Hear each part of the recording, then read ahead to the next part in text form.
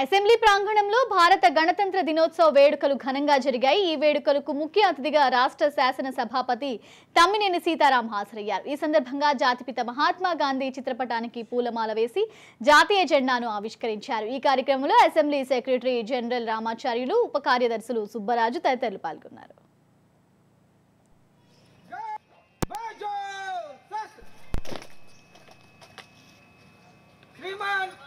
ceremonial guard आपके निरीक्षण के लिए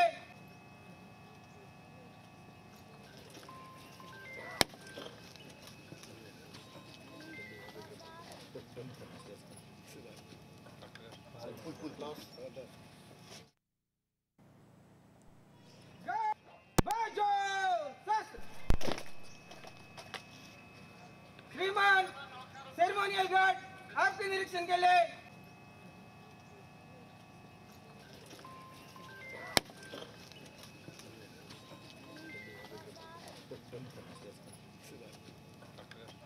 full class